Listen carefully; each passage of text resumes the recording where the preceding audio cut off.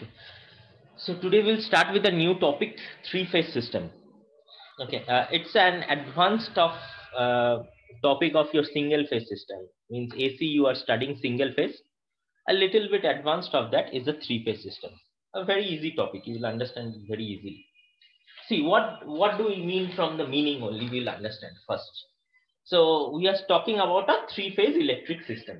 So we have mm, three sinusoidals, means AC means sinusoidal, you know. So we have three sinusoidals at three different phases.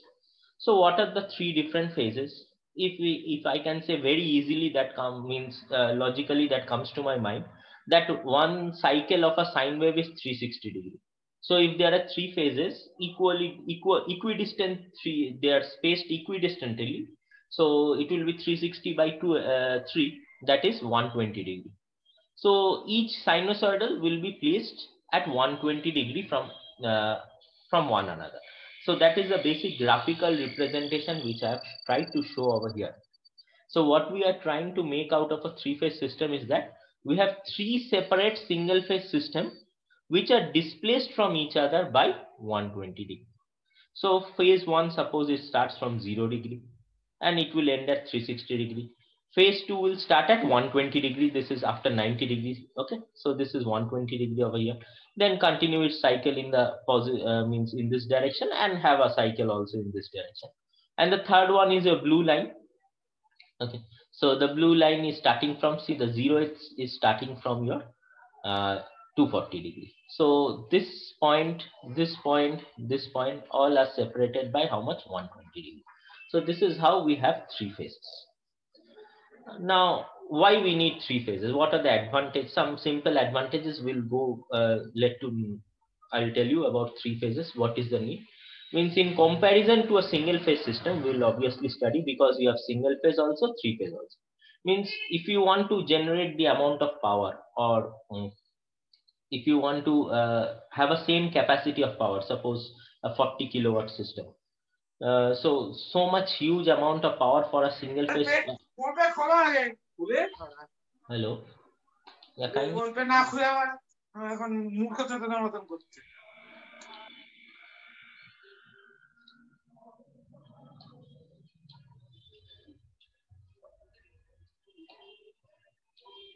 okay.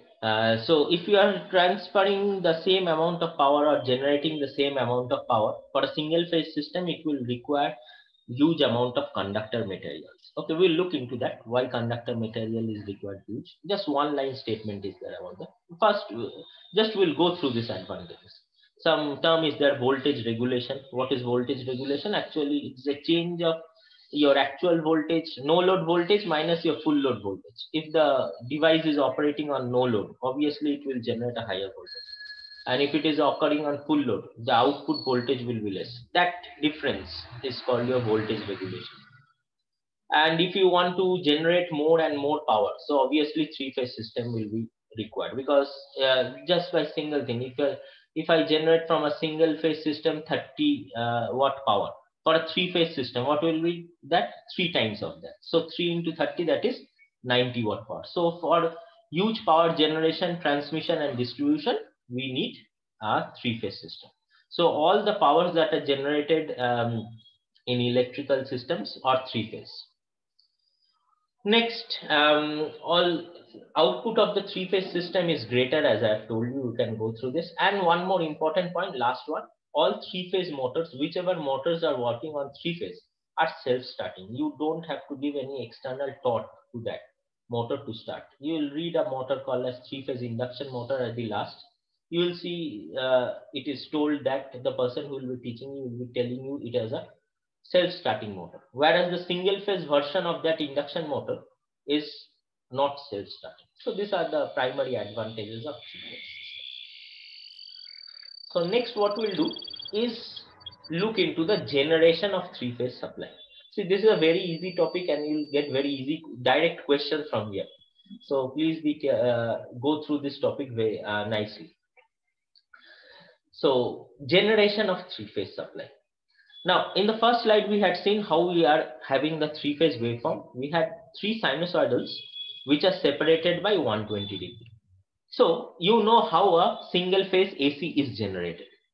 So if I have a single phase AC and the conductor which is producing that single phase AC, if I place another two conductors 120 degree apart from that single conductor, then obviously the voltage generated in those two conductors will be lagging by 120 degree. That is what I am saying, that if R dash is producing the voltage, is producing an EMF which is starting from 0, which I have shown in the first. So your Y, from R to Y, there should be a gap of 120 degree. So your Y dash will produce an EMF which will start at 120 degree. This gap will be another 120 degree. And from Y to B, there will be another 120 degree gap. So this EMF will start produced at another 120 degree gap. So how to produce your three-phase supply?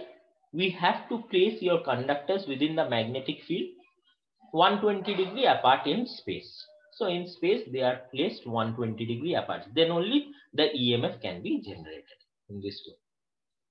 So we had taken three conductors over here, R dash, B dash, and Y dash. Okay, you can take any names also, A, B, A dash, B dash, C dash, 1 dash, 2 dash, 3 dash, whatever you want to write. Okay, but what my main thing is same as my single phase system.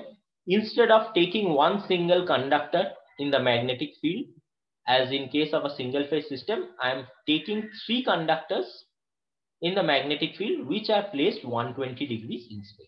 So because of that, 3 EMFs will be generated. Because of R dash, 1 EMF will be generated. Because of Y dash, 1 EMF will be generated. Because of B dash, another EMF will be generated. And since they are Sir, one, this is yes, sir, this is for only voltage, not for current. No, yeah, only three phase. yeah. Ultimately, at the output of a three-phase alternator, you will get voltage only. Then, if you connect a load, then current will flow. Okay. Okay.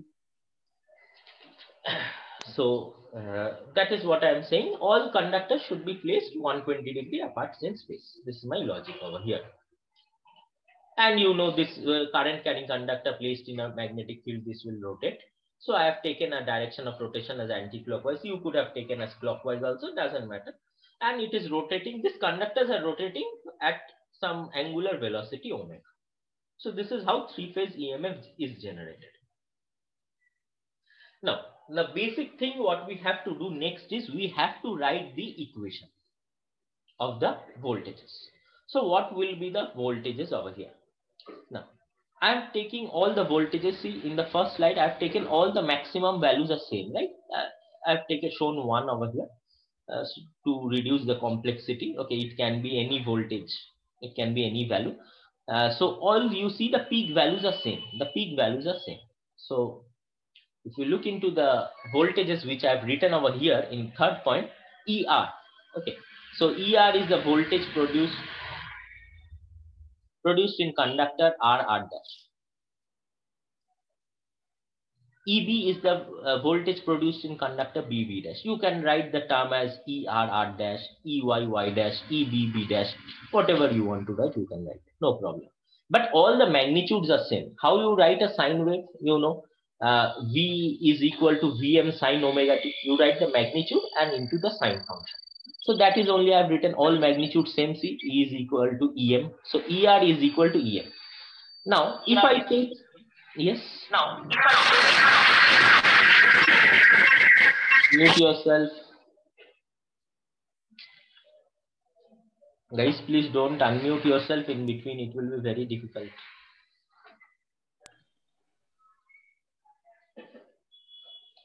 Because all these are being recorded, so all this will come in the video. You will have only problem.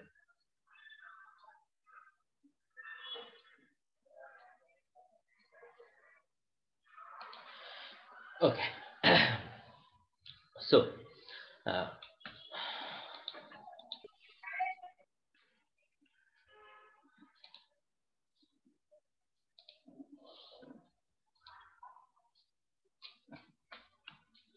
so what we are doing,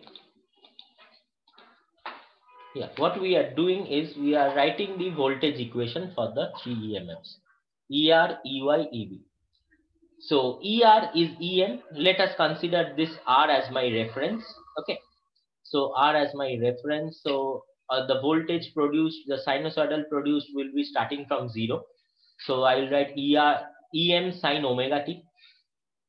Now if I go into Y, so R to Y in which direction? Clockwise. Clockwise we take as lag and anti-clockwise we take as lead. So from R to Y is direction is which one? Clockwise.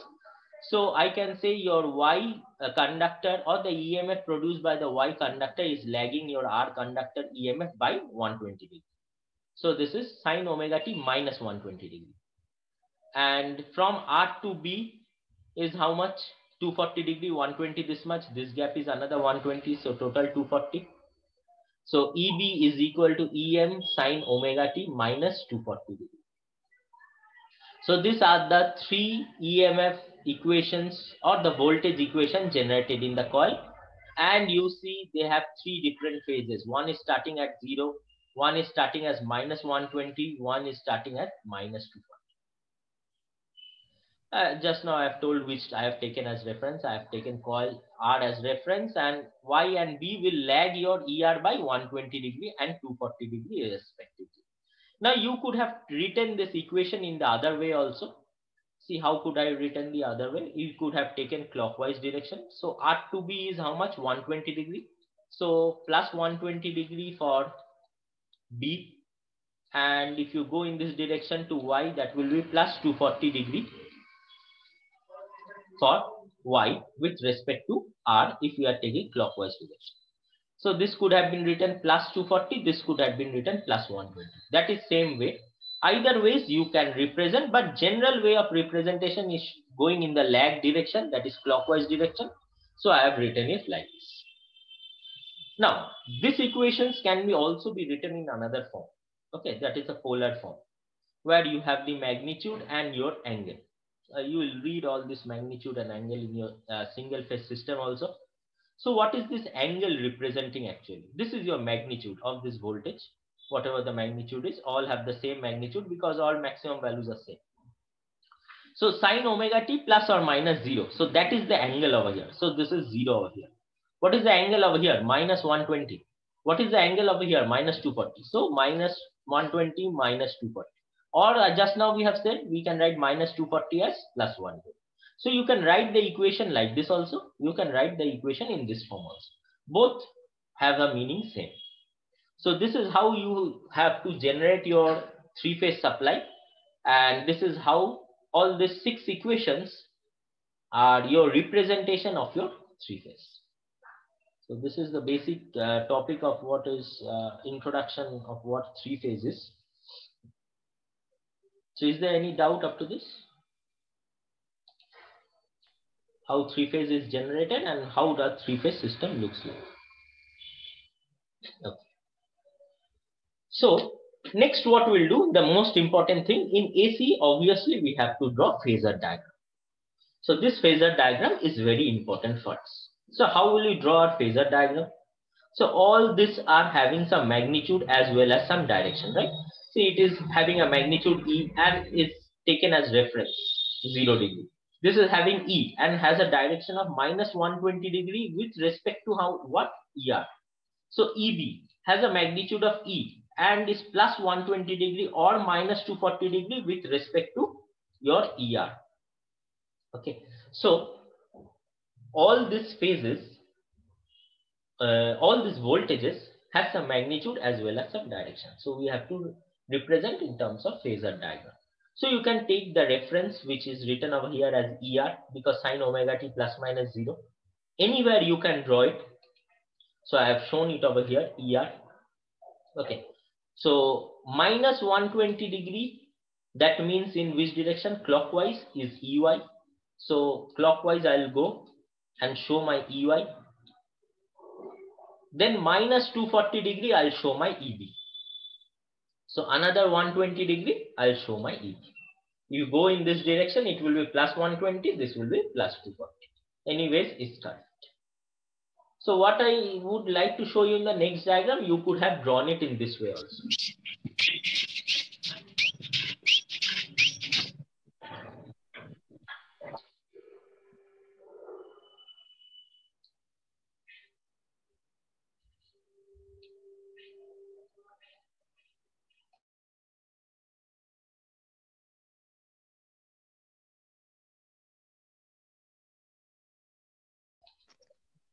Okay, so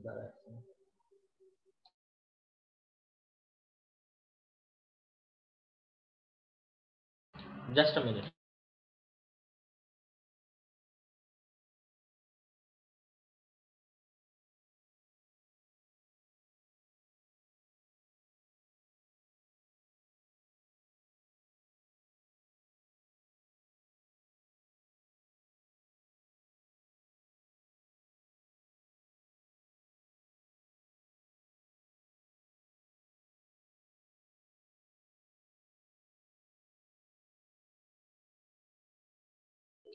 Okay.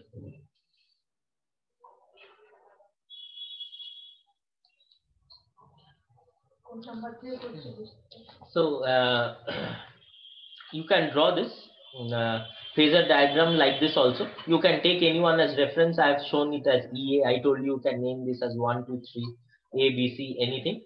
Okay, so EA, EB, EC.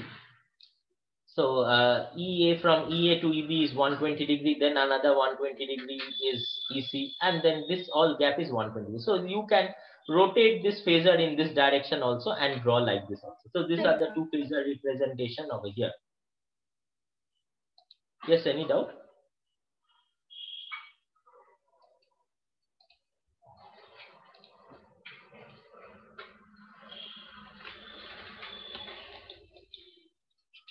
Next. So next what we have to do, we have to understand the phase sequence. That's what does phase sequence means. First we have to understand the definition. So the sequence in which the voltages in the three phases reach the maximum positive value is called as the phase sequence or phase order. Okay. So again we'll repeat, the sequence in which the voltages in the three phases reach the maximum positive value is called as the phase sequence or the phase order. So if I look into the first figure, if I look into this figure,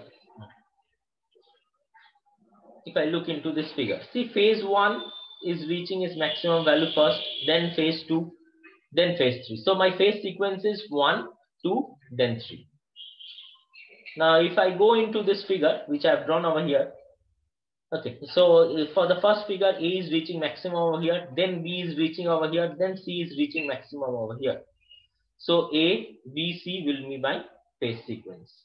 In the second figure, C is over here, after that B, after that A. So CBA. So CBA is the phase sequence over here. So this is how you can write the phase sequence. Over here also you can say from here, first which is obviously ER, then that is EY, then that is EB. So RYB is your phase sequence. So this is what phase sequence means. Now next what comes are some definitions. So what are the definitions? First, phase voltage. So we'll look into the connections also and understand what phase voltage is. But before that, we'll just go through some definitions. So the voltage induced in each winding is called as phase voltage. You have for three phase, you will see that there will be three windings.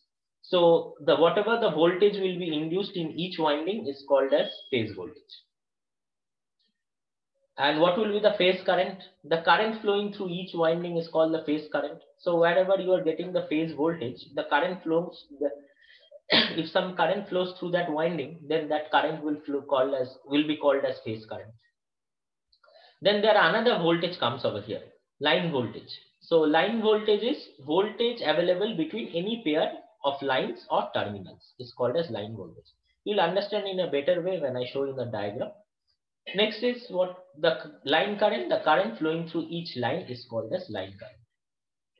Now in single phase system, if you compare, you had maximum value and RMS value, right? Over here we have two terms, phase voltage, line voltage. Please be careful. All equations will be in terms of phase and line voltages, not in terms of your maximum value or your RMS value. Okay. Next is what is balanced load.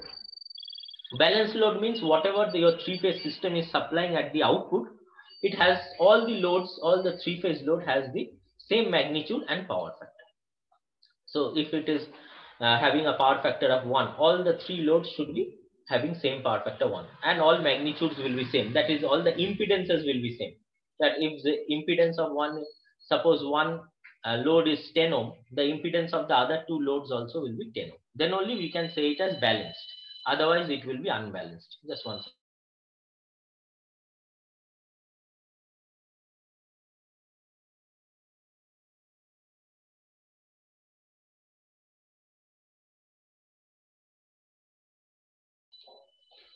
Okay. Next is your symmetrical or balanced system. So it is very important definition. What is a symmetrical or balanced system? All three-phase system which we are studying are symmetrical or balanced. Okay. So a three-phase system is said to be balanced when your voltages or currents are having same magnitudes and they are always separated by 120 degree. That's why we had at first told you there should be always separated by 120 degree, and magnitude all are same. See, Vm, Vm, Vm we had studied, or Em, Em, Em. So also you can find out that for any balanced system, the sum of the EMS will be 0. If you take any other value of angle over here, you take 90 degree plus 90 minus 90 and do this sum, it will not come as 0. So it is one of the important requirement over here. The sum of the three EMFs will be 0. So that's why that angle is coming 120 degree. So if you first is 0 degree, second is minus 120, third is plus 120 or minus 240, whatever you want to write. Okay. So how do you convert this form into your J function? So you write E cos theta. This is your theta. So E cos theta plus J sin theta. E cos theta is over here minus 120 plus J minus 120, sin minus 120. Here over here plus 120. So you can write cos plus 120 plus J plus 120, or plus 120 is nothing but minus 240. So cos of minus 240 plus J of minus 240. Then you calculate all these values. Cos theta, cos 0 will be 1, sin 0 will be 0. So this becomes E. This becomes E. First term becomes E. Second term, cos minus 120 will give you minus 0.5. Sin minus 120 will give you minus root 3 by 2. And following will give you this one. Then do the calculations. You see this J root 3 by 2 plus J root 3 by 2 cancels out. So you have E minus 0.5 E minus 0.5 E. So summation is 0. So important criteria is all voltages and currents should be equal in magnitude and differ from each other by a angle of 120 degree, and sum of the three EMFs should be 0.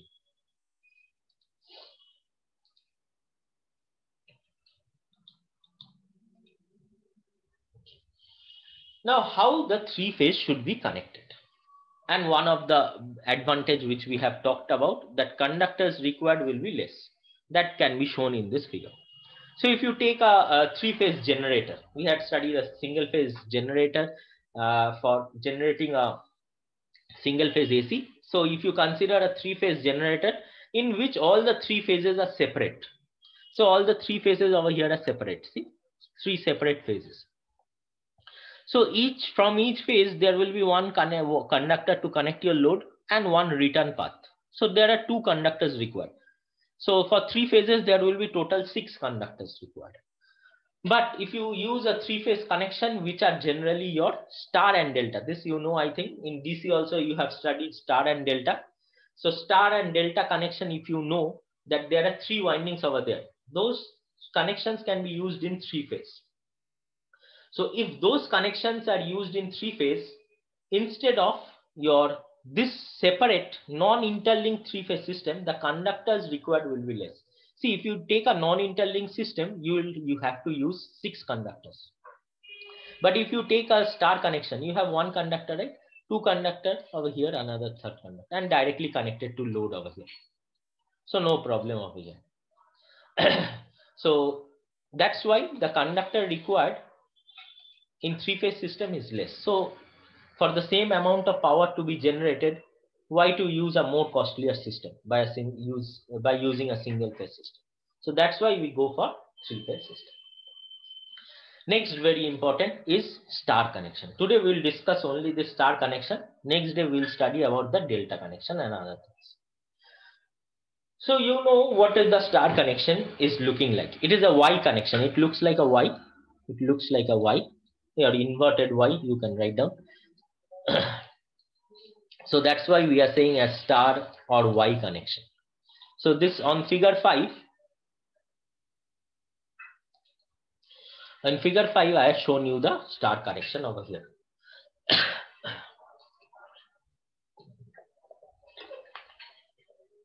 Now, in star connection, there is also another wire over here, which is called a neutral wire, which provides a return path for the current. Now, if you apply KCL over here, all these are outgoing and this current C direction is incoming.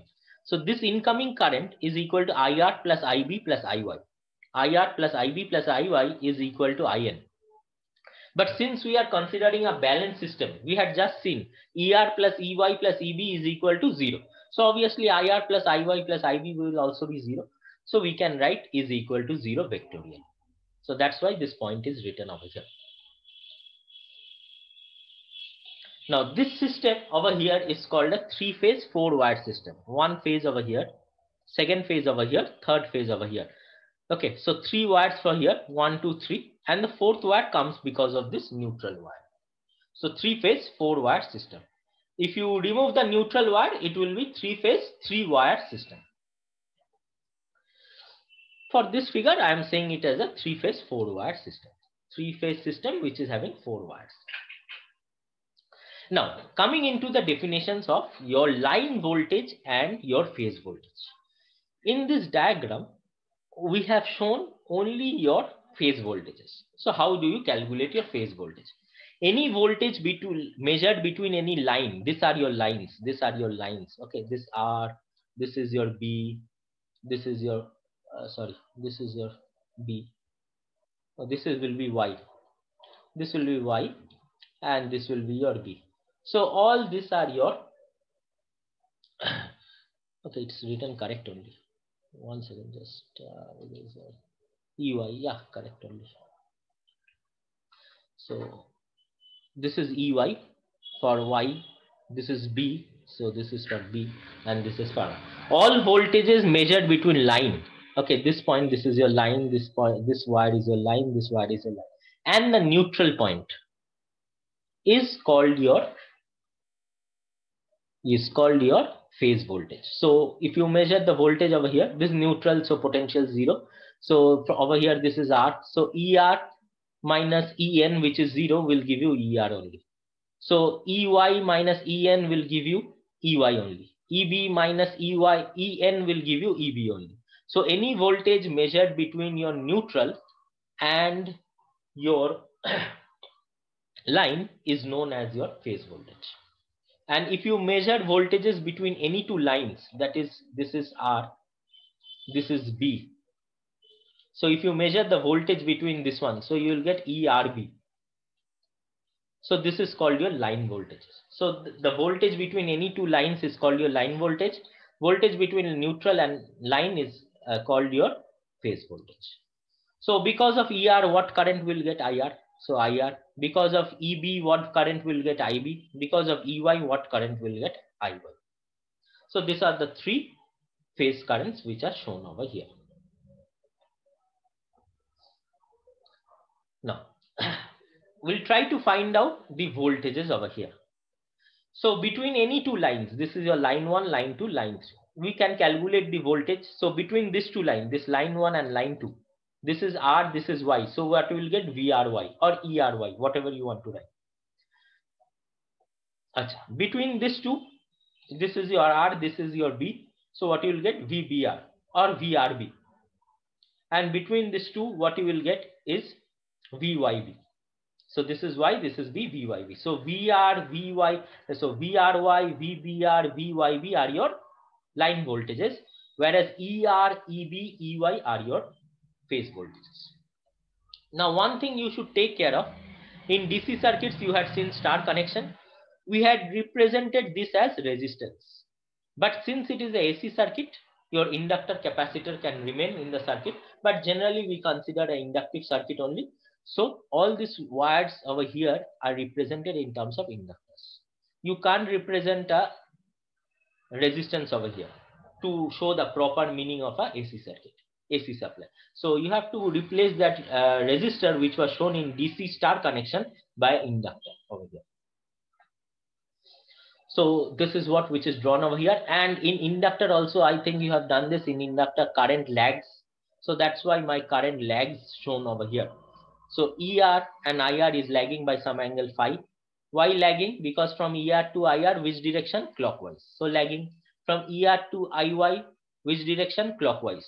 From EA to IB, so this will be EB. From EB to IB, which will be your direction? Clockwise. So all these are lagging.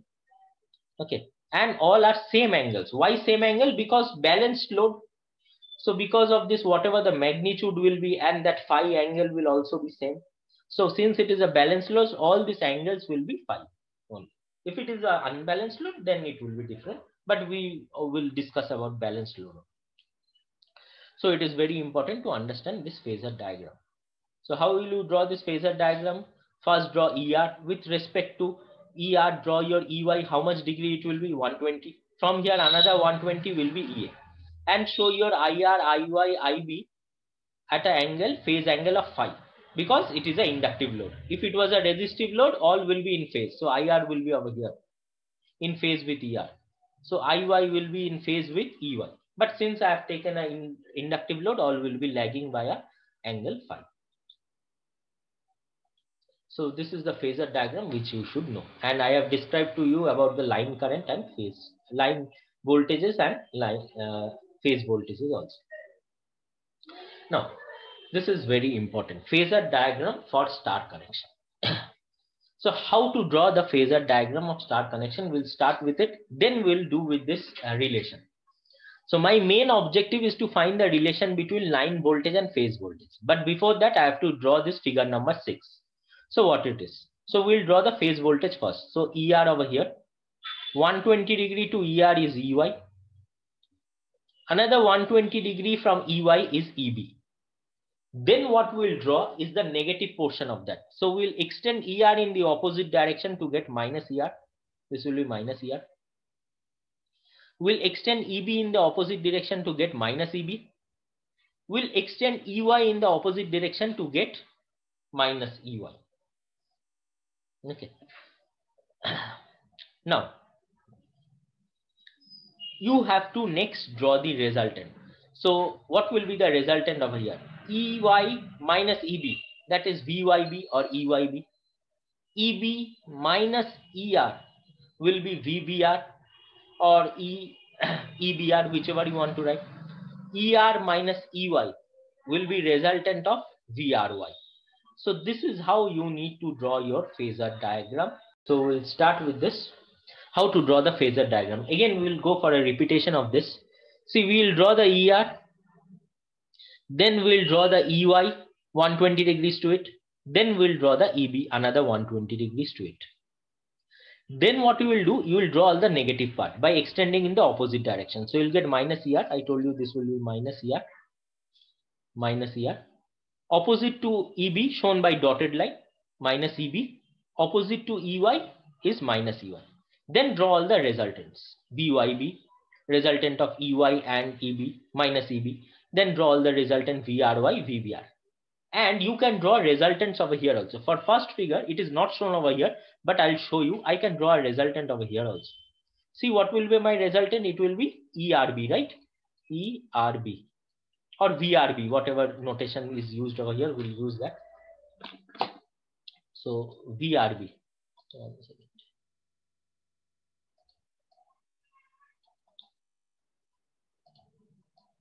VRB. So you can draw over here also another resultant and another resultant over here also. Okay. Now if you complete this whole figure, right, we had drawn, they had shown in the picture 3 resultants. I had completed the figure by drawing another 3 resultants. That is total 6. So now if you start from ER and come back to ER, 1 division, second, 1 division, 2, 3. If you go like this and come back to ER like this, you will see there are 12 divisions. And since we are taking a balanced system, 360 divided by 12 will give you 30 degree. So each gap, see over here is mentioned 30 degree over here. So I'm repeating it again. If you draw the whole figure, completing it by drawing all the 6 resultants, that is red lines also you have to draw, you will find that there are 12 divisions. And since it is a balanced system, all these divisions will be equal. So 360 divided by 12 will be 30 degrees. So you see in the diagram, it is mentioned 30 degree over here. So each small gap is 30 degree.